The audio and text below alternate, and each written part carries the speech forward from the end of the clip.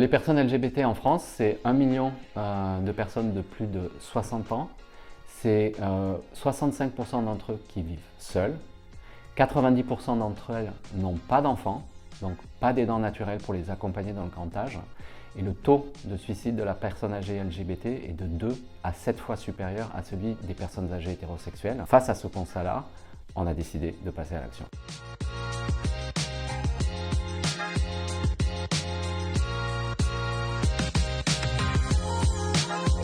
Audacité, co-construction, intersectionnalité. Audacité, c'est un raccourci entre l'audace, puisque nous sommes des audacieux et des audacieuses.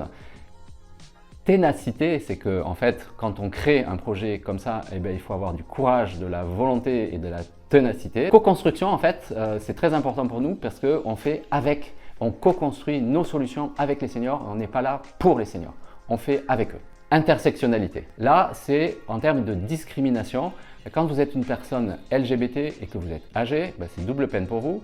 Si en plus vous êtes en situation de handicap, si en plus vous êtes une femme, vous souffrez de sexisme, si vous avez le VIH, vous souffrez de sérophobie. Donc c'est double, triple, quadruple peine pour ce public, souvent invisible et donc discriminé.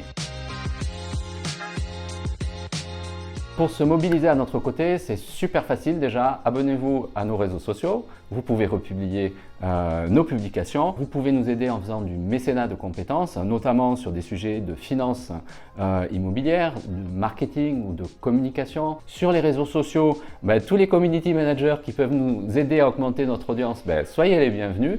Et puis pour les entreprises qui ont la possibilité de faire des dons financiers, on est également d'intérêt général, donc on émet des reçus fiscaux.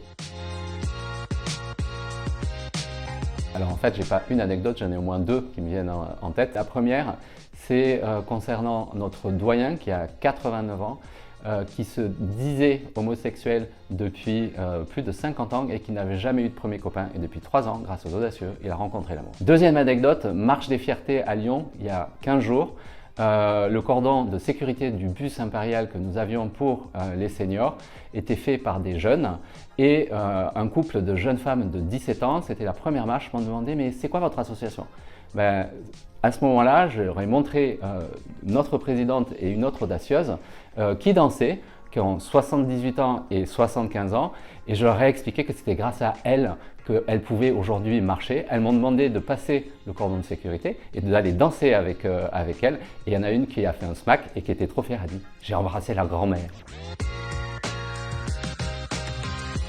N'ayez pas peur des différences, soyez audacieux, rejoignez-nous.